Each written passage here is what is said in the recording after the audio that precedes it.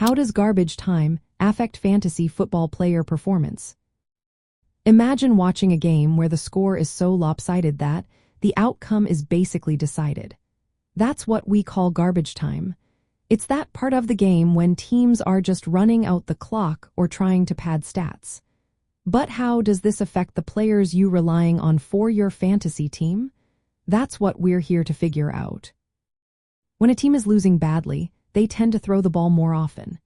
That means quarterbacks and wide receivers might get more passing yards and catches during garbage time.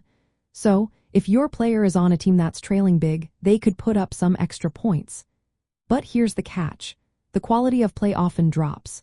Defenses aren't as aggressive, and players might be less focused. So those extra yards and catches might not be as reliable as they seem. Also, during garbage time, coaches often rest their starters. They might bring in backups or younger players to avoid injuries or fatigue. That means your star players might be pulled out early, reducing their chances to score points. On the flip side, backups or less experienced players could get more chances to shine. Sometimes these players surprise everyone with a big game, but it's not something you can count on regularly. The overall pace of the game changes too. Teams might run more plays just to burn clock or try new plays. This can make the game more unpredictable.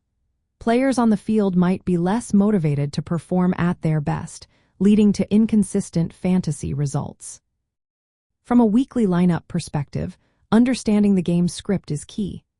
If a game is expected to be a blowout, your star players might not get as many meaningful snaps. They could be resting or playing less in the second half.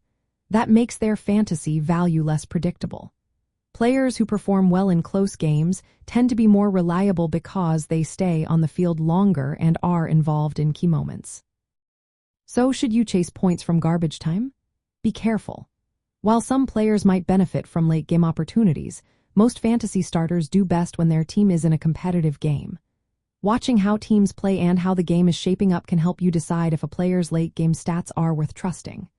Remember, just because a player racks up yards or catches late doesn't mean it's a sign of consistent performance.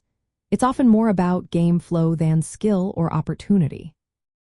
In the end, garbage time can boost some stats but also brings a lot of unpredictability. In-season management means weighing these factors carefully. If you know a game might turn into a blowout, it might be better to bench players who are relying on garbage time points.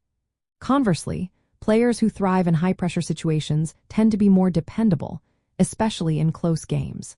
Keeping an eye on the game script and team tendencies helps you make smarter weekly lineup decisions.